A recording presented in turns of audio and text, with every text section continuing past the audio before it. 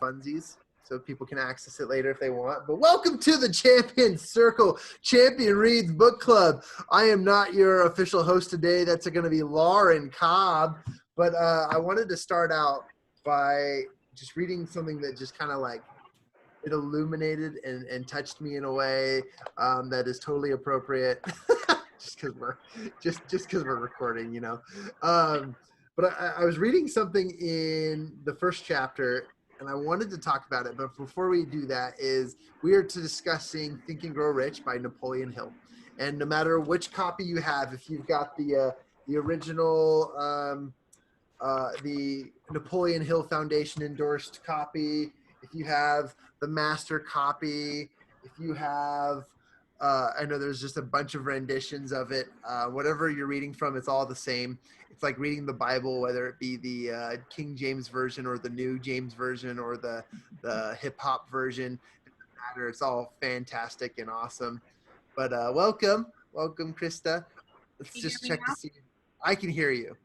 Oh, thank heavens. Okay, it worked.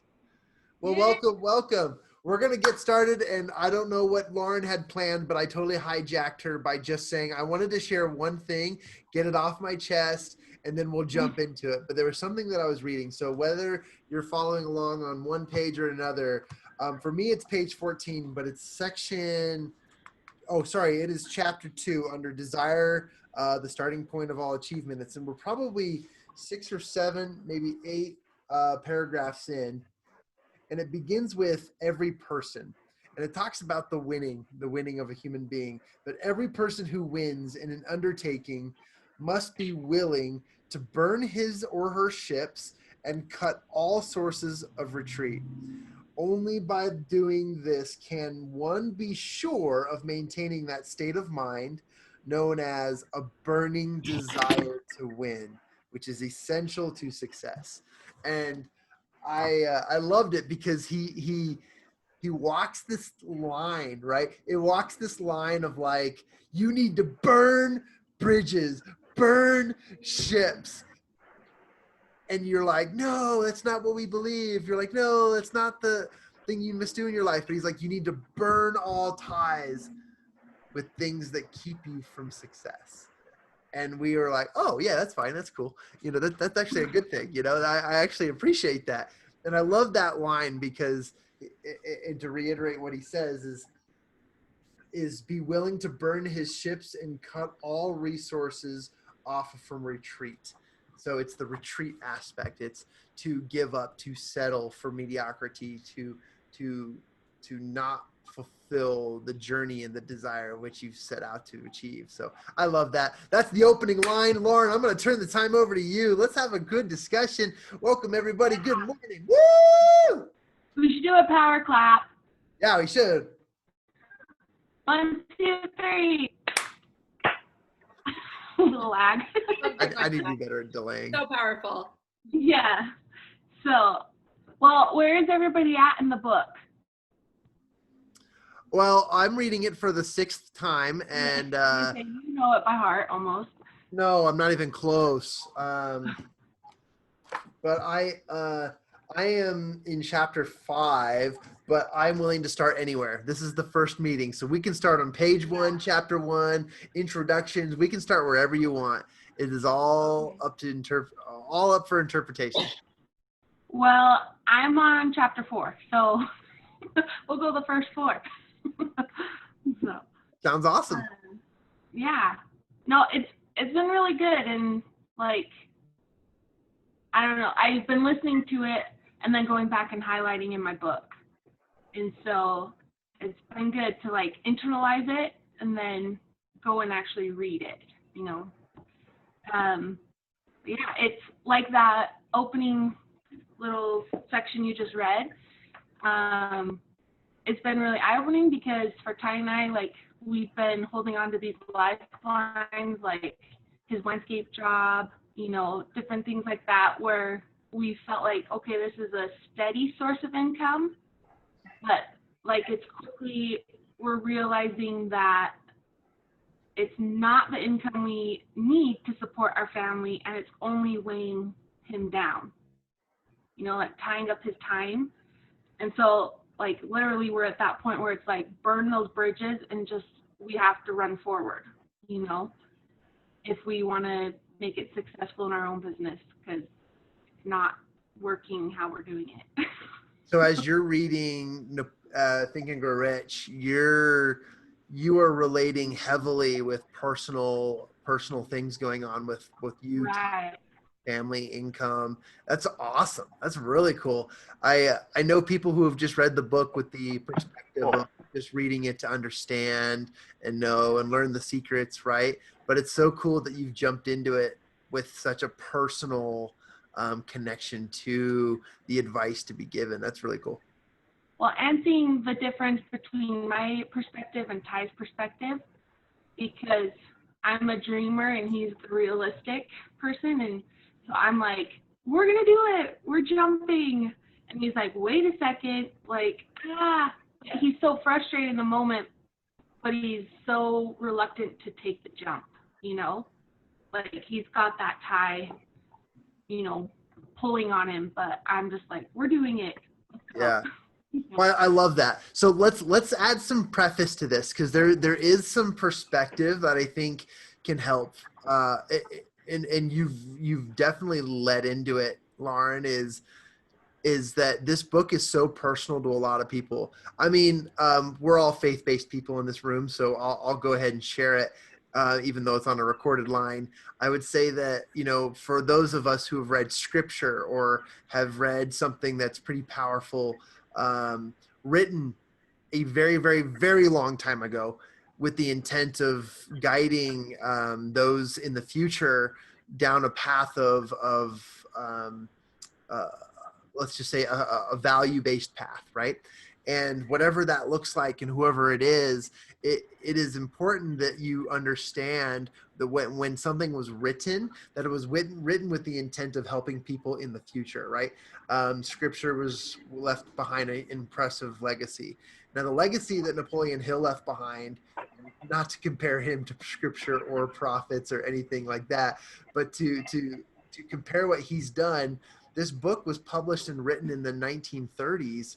Am I right? 1930s. And he was under mentorship. He was a volunteer working for one of the most powerful and richest individuals in the world, aka Dale Carnegie and the Carnegie Foundation.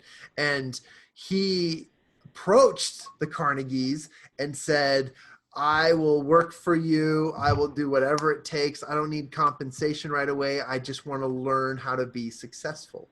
And as he did this, he took copious notes in which the Carnegie took him under his wing and said, hey, you know, this is how it's run. This is how it's done. This is the secrets to success in life and so forth. And he wrote all these notes and compiled them. And these are his learnings. These are the things that he became good at as a result of association by some of the most powerful people in the world. So knowing that and given that perspective, he wrote this as a guide to people, to men and women who absolutely resent poverty, who are willing to focus on absolute prosperity. And I think that that's a huge piece, because as you, Lauren, started reading and you're internalizing this and relating it to your personal life, I think we all do that too.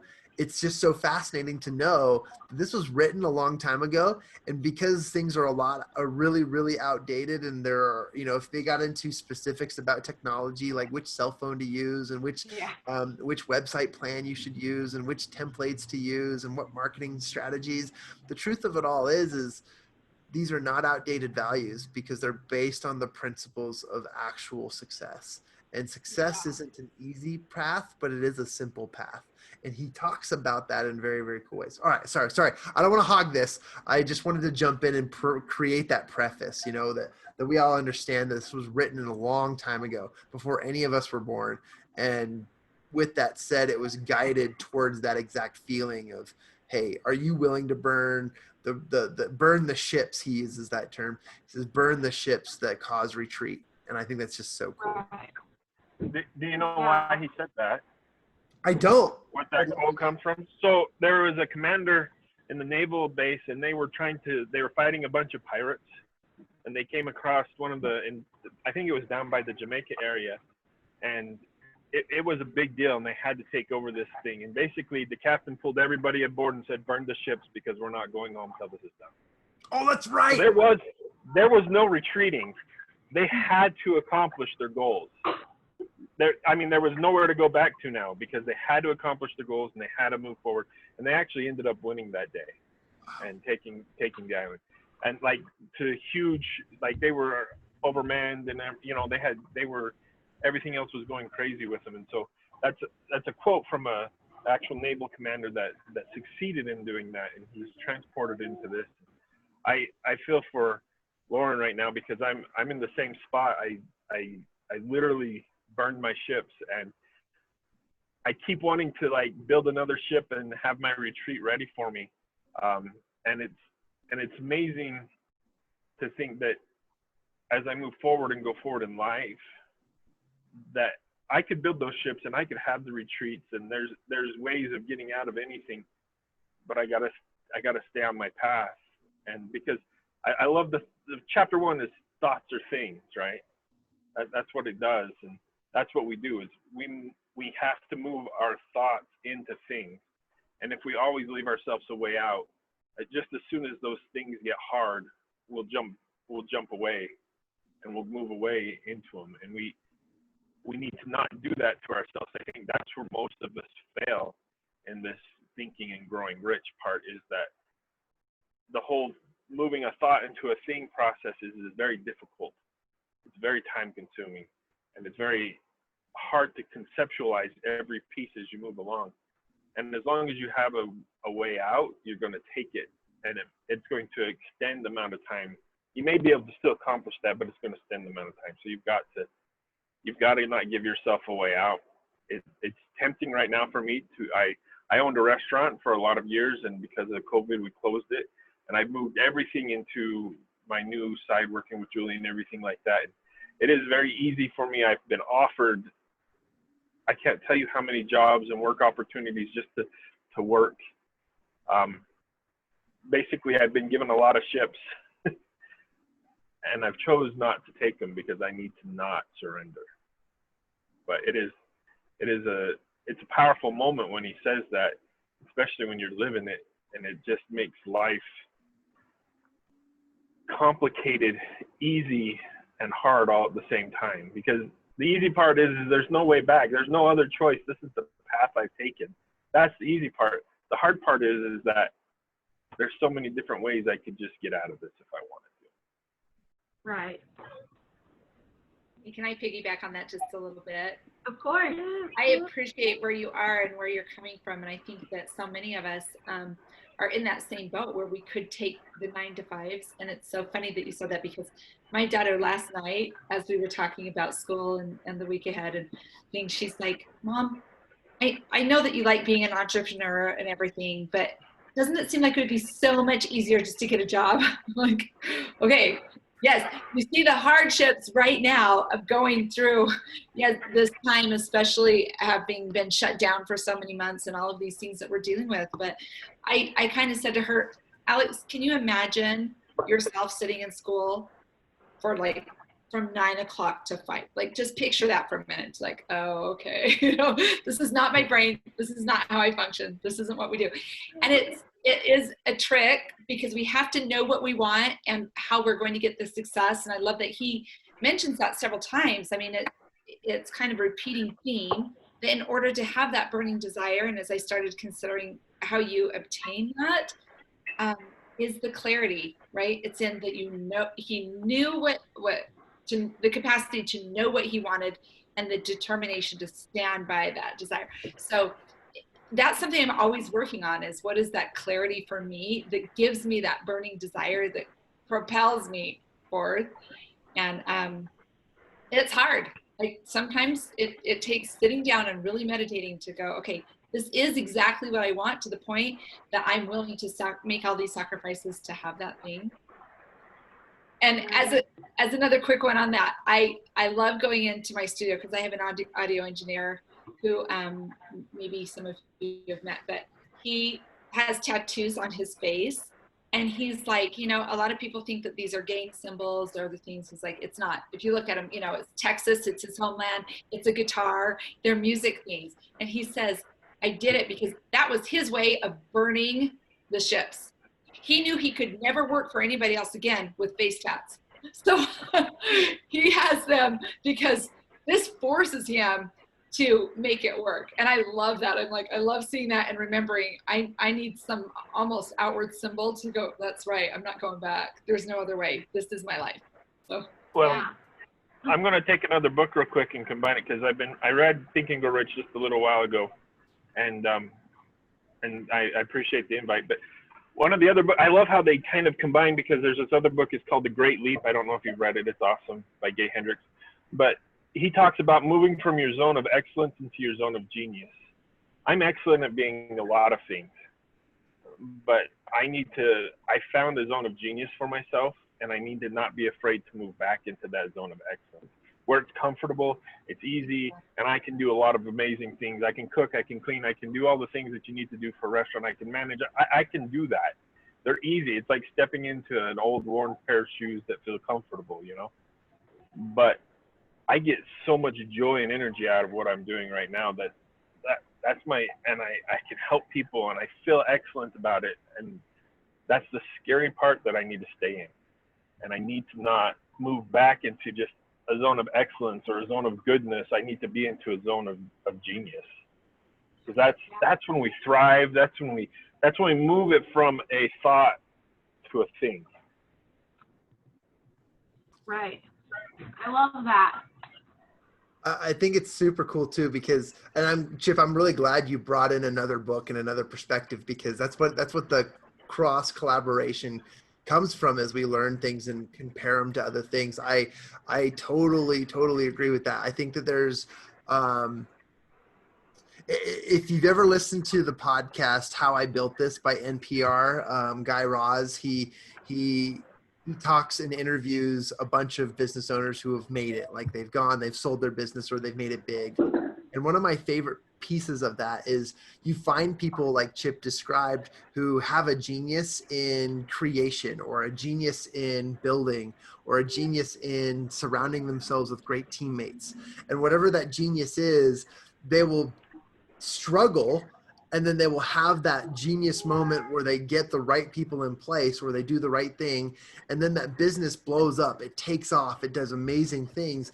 And then it gets to the end of the story, which is, well, we did all of that to a point where now I get to sell that business, or I get to move on from this and go to a new project. And then when they talk about the new project, they talk about the repeating cycle of, okay, now I'm going back down to what I'm comfortable with, which is honing in on my genius and focusing on that which I can control, or that which I'm really good at, and still doing the thing I did before by bringing the right people into my life. And I think that's just a cool perspective, because while there's this idea of burning ships, right? You need to equip yourself with the tools and resources, the weaponry, or the shields that are going to help you own that genius, that strength, that absolute aspect of awesomeness that you have, and to make that a piece of your life that you continually rep. And it feels uncomfortable, because we all want to feel like we need the space of self-development is very tricky, because it makes us feel like we have to be something else than what we're not currently. But what self-development is actually all about is learning and developing yourself in a way that allows you to evolve as you. And evolution is a stronger, is a more fortified, and it is a more prepared you than just a super you, which knows everything and does everything. The biggest fallacy of business and life is that you have the ability and the opportunity to learn all of these amazing skills and all of these amazing things that are actually probably just distractions from the things that you can actually perform at your genius and at your level. And I think that's important for people to remember, is what you are good at is what you need to hone in on. And then you need to surround yourself with the armies of the people who are going to help you fill in the gaps, to help you launch. And there will always, I mean, how many people are in this world? There's what, 7 billion people, 7.6 billion people. There will always be people who fill those holes. there is no shortage of humanity to help you fill the armies, to burn those ships, and to walk forward and reach your goals. And I think that we oftentimes forget that. Anyway, sorry, I get so excited, and I just want to like get on the podium. And anyways, we can talk about something else. But Chip got me fired up. That was exciting. No, that's perfect though. It goes along with like the first chapter of faith, you know, right there. You have to have that in order to make it successful, you know. So I guess Chip hasn't, you've probably done it before. How is it going with the, what's it called? Just lost my train of thought. You're fine. Writing down our statements. Oh yeah. So in Think and Grow Rich, Napoleon Hill describes the desire assessment, and he asks you to, in fact, I have a really good example of this. I could hold up to the screen here. Statement of desire.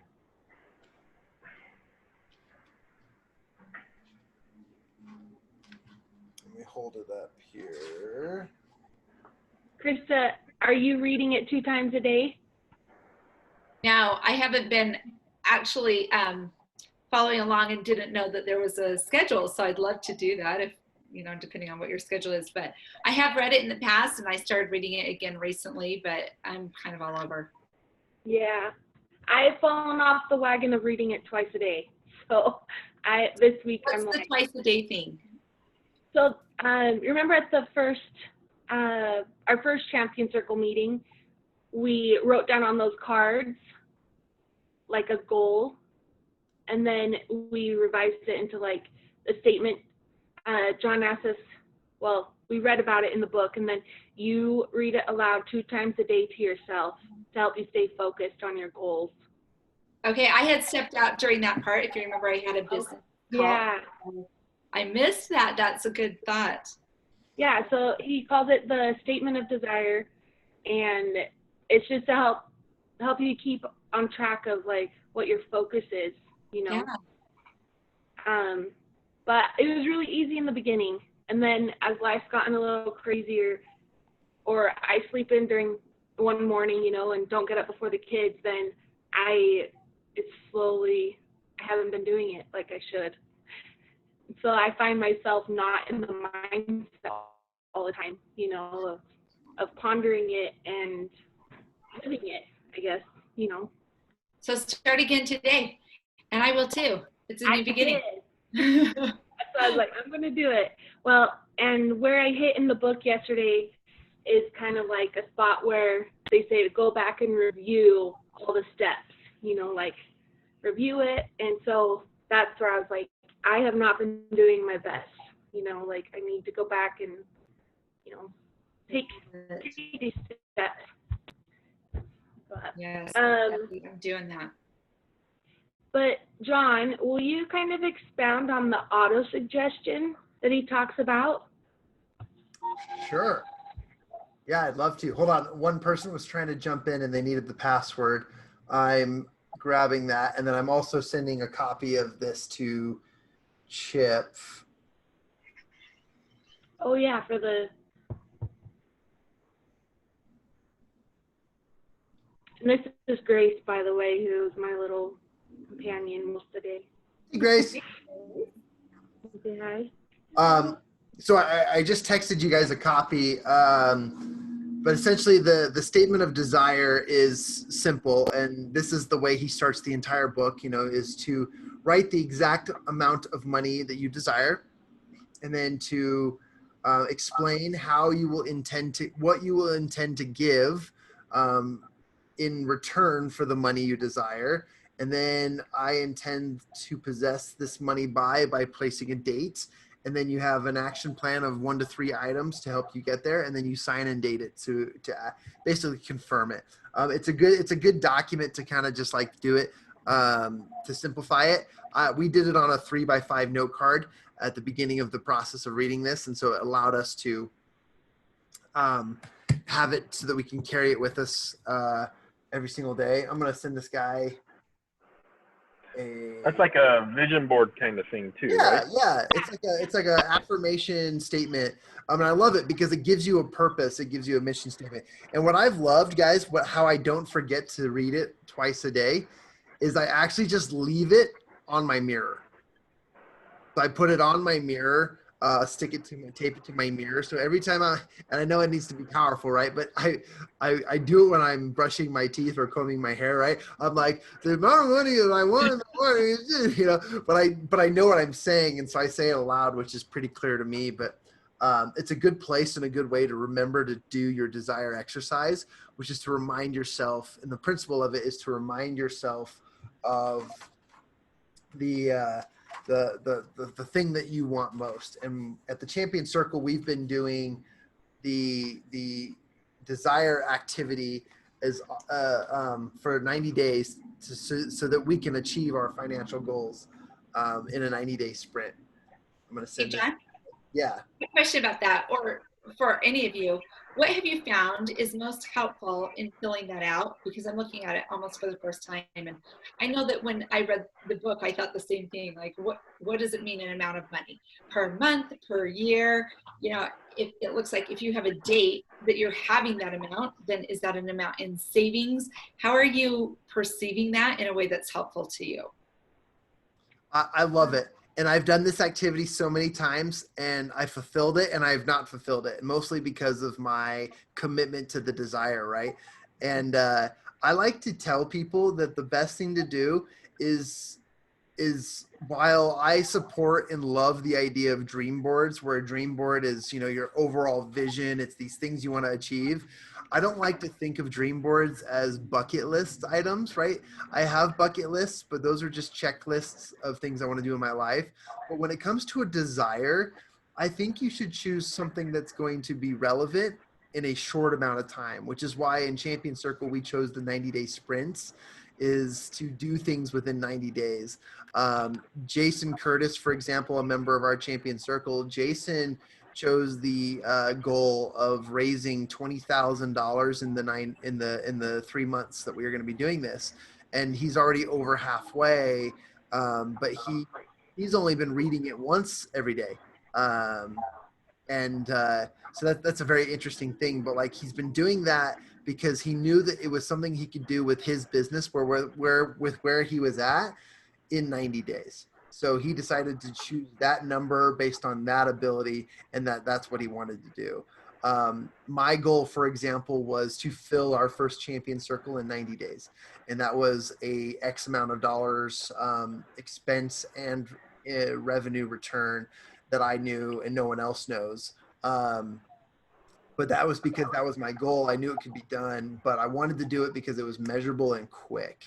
And so my advice to people is this is not just a number that you want to do for the rest of your life, but this is a number that you want to measure in a quick, short, measurable time frame that you can get it done, get it quick, and then know and walk away saying, wow, that was powerful. I did that in such a short amount of time. I could do that again. And that's my advice, is just pick something you could do in little spurts or in little, I guess the word I want to use, legs of a relay, because that's what life is just one long race, right?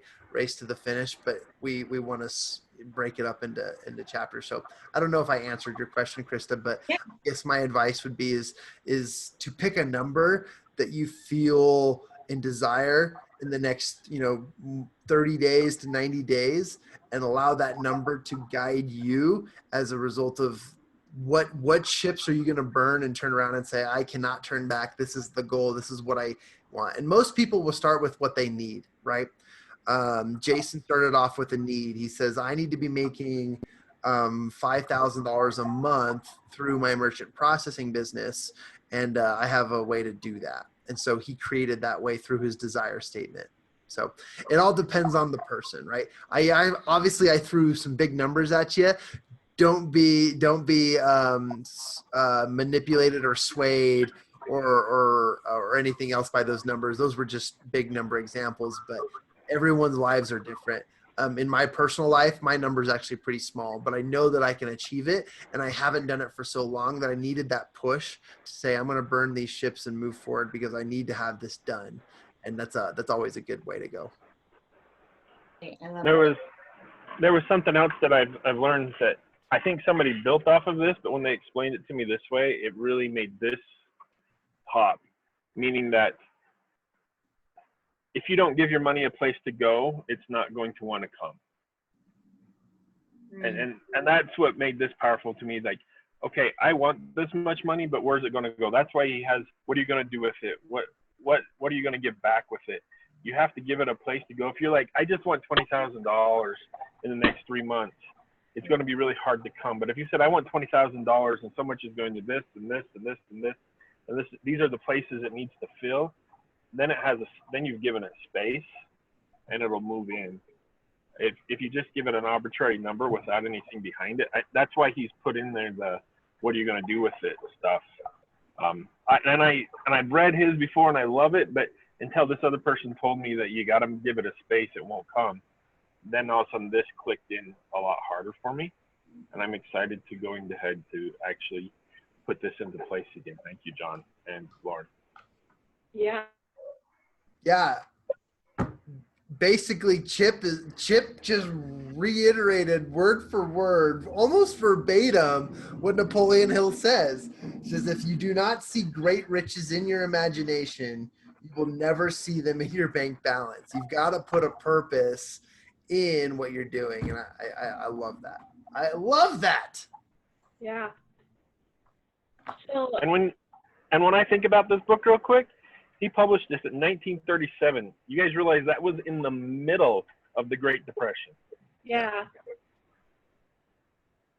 Very It's just powerful. Yeah. I love that. Before we kind of move on, and we'll wrap up here in just a few minutes. We don't want these to go longer than 30 to 45 minutes, maximum an hour, all depending on what people want to talk about. And maybe we can table auto suggestion for another time, Lauren. But in the first sentence of chapter 4, auto suggestion applies to all suggestions and all administered stimuli, which reads one's mind through the five senses. And it gets into a lot of deeper discussion on, and this is something we could definitely talk about next time, is auto-suggestion based on the five senses of humanity. So, feeling, thinking, tasting, hearing, all of those. But then also it goes into an even deeper sense, which is your subconscious, right?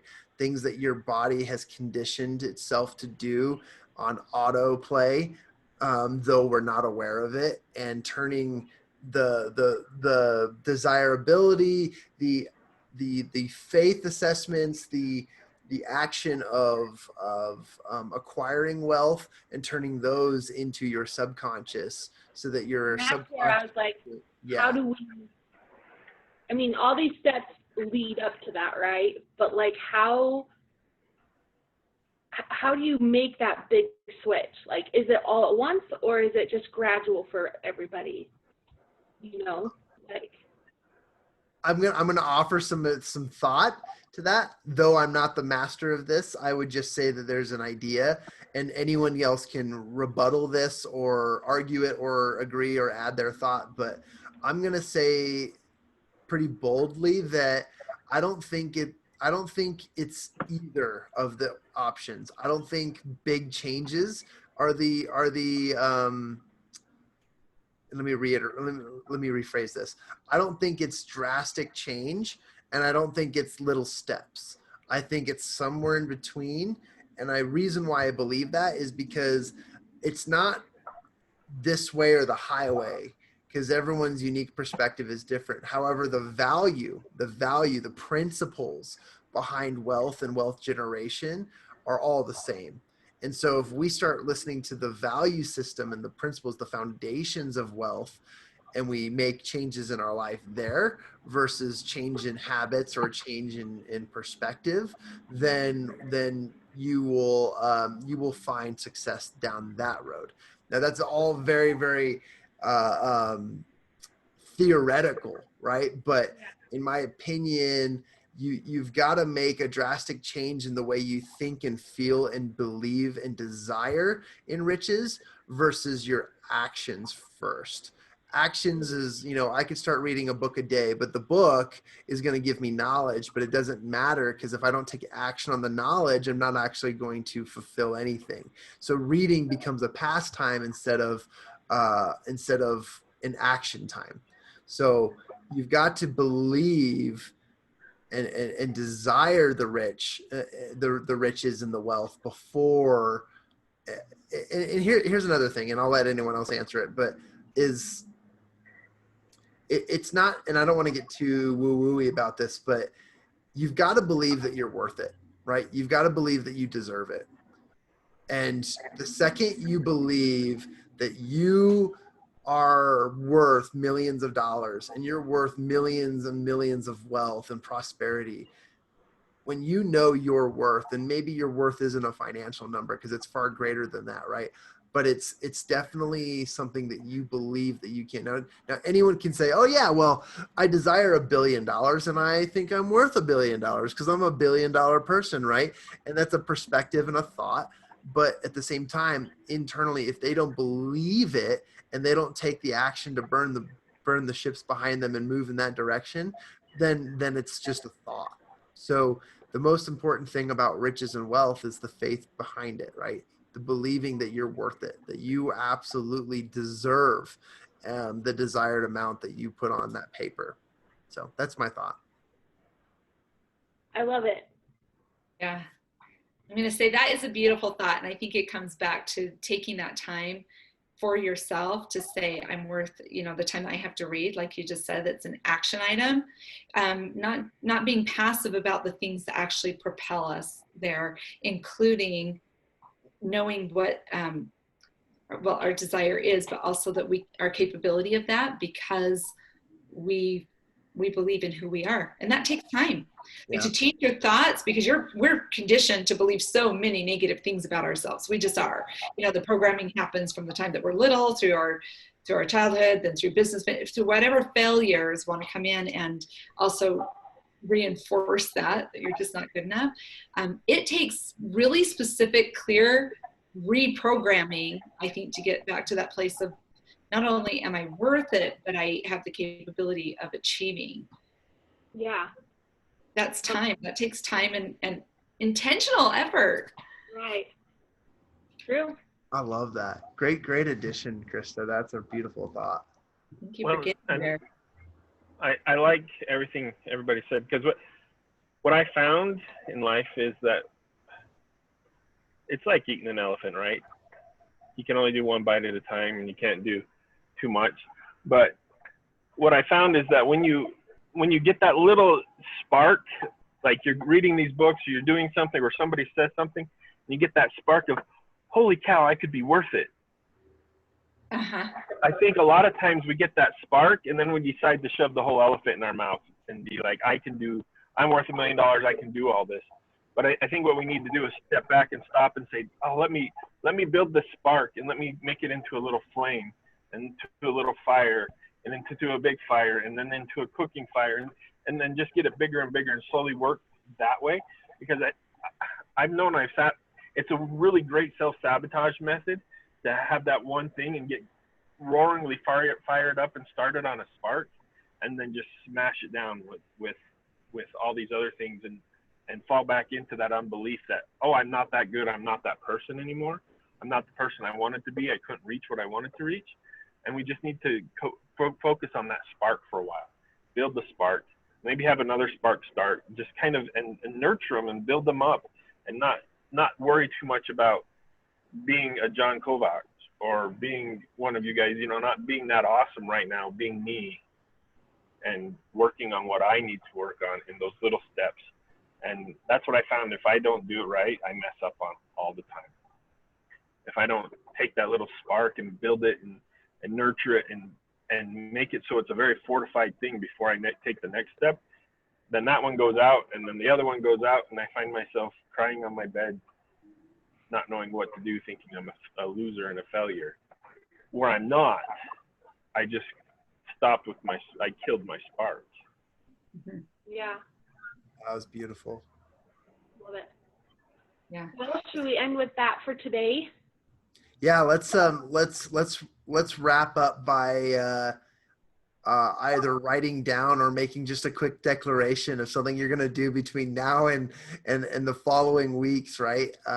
We meet twice a month. We'll meet the first Tuesday and the third Tuesday of every month.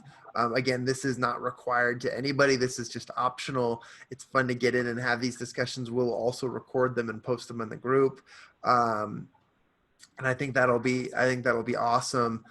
Why don't we make a quick declaration on something that we're going to do between now and the next 30 days? I think the accountability can be from group to group or from book study to book study, but I think it's just good to just kind of look 30 days in advance. So yeah, maybe just, what's that, Lauren? Let's do book study, like, a month from now when we're doing book club. Cool. I think that would be good. Love it. Love it. I'm going to make my declaration.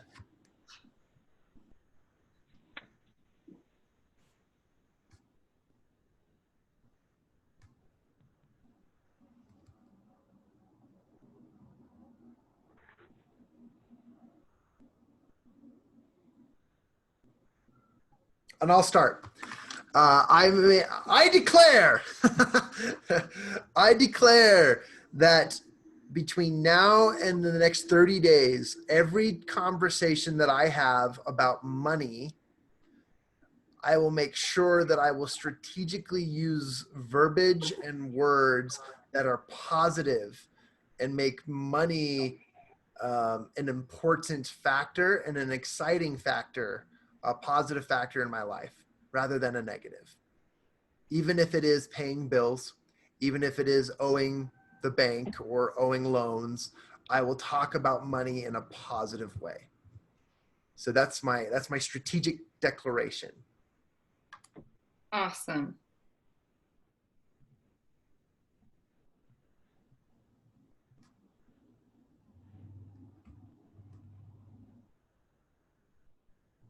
Mine's going to be a little more simple than that. I'm going to set up my statement of desire, and I'm actually going to steal a little of John's, and it's all going to be on the positive side of, and a really good positive twist. And I'm going to set that to make it so it's a twice a day, read it, love it, learn it, live it kind of thing. Cool. Awesome. That's cool. Yeah. I was right along those same lines. First, it's becoming clear, as we talked about that, and I'm in that process, but to set aside the time every single day to make sure that I'm increasing in that clarity for the next 30 days until it is not questioned, even within myself. And then with the direction I'm going with my businesses and my financial goals, as well as then having my desire impact and making sure that that's a part of my daily routine. Nice. Really cool too. So It sounds refreshing. You said that, Krista, was such like, oh, I just got this off my chest. Like they were. Yeah, it's needed. Yeah, thank you. I declare that I'm going to use faith and desire to change my auto suggestion. Cool. I'm going to do that. Start studying chapter 4 then. You got this. Well, that's where I'm at, so. That's exciting. Well, awesome. Well, okay, before we jump off, this was advice that Krista gave me in our last Marco Polo discussion on Champion Circle events. But everybody look at the camera and smile. Oh, are you sure this was mine? I'm not really big on this. 3, 2, 1. It was you or Gina. I think it was you, but you said we forgot to take a photo at our last event. And so I was like, oh man, we need to do that more. So there you go. Thanks everybody. Thanks, Lauren. Thank you. Yeah. Thanks for the invite and letting me join you guys. And Chip, join us anytime. We'll eventually be building champion circles near you where we'll turn the keys to the kingdom over to you and you can run them for us. Well, okay. I'm here in Arizona. So is that where you are? You're in Arizona? I And am. what are you doing other than not doing a restaurant? I work. Do you know Julie May? No. She's a speaker influencer. That's all right. We came together. We saw a desire for people that had a need in the business where they have really great programs. They're great entrepreneurs, but they have trouble selling their product. And so we put together Selling Seriously, where we both do training or we also do a done for you selling package where we will do your enrollment calls. We'll do your back of the stage stuff. We'll do all the selling part for you so that everybody gets to keep creating and not having to get bogged down with that piece. Fantastic. Fantastic. That's what we do. They're amazing. Love it. And what part of Arizona? I actually live in St. John's, Arizona. So we're right next to New Mexico. Oh, okay. Like right in the middle of the state. You get summer all year round? You get summer all year round? Is that how it works? No, I actually live up in the mountains. We get snow and rain and fall and everything. So it's gorgeous here right now. Like your temperature is probably very similar to what we are. We barely get over 100 where I am. A couple days a year, but it's a beautiful part of the state. But down, I have lived in the valley, and you get like summer and fall. That's all you get, and then it goes back to summer again. So I'm kind of a big fan of that. That might work for me, except that there's no beach. I need a beach with that. Right. Oh, there's lots of sand. Okay, yeah. Lots of We're sand. getting close. You mean you need the ocean and the beach? You need both of them together? Come on Yeah, now. the combo is helpful for sure. Oh, well, nice to meet you. Good to know what you're doing. Thank you. Yeah, Chip, thanks for joining us. Appreciate you, and join us anytime. We'll post it in our Champion Circle group, but also I've been posting it regularly as well. And then Lauren and Krista, thanks for your time. This was fun. I love this. This was really fun. I want to do this again. I'll make sure that our paying members know about it in advance too, so that they can join us and be a part of it. Awesome. Hey, have a fantastic day. Awesome, everybody. Go serve and conquer. Yep. Bye. Bye.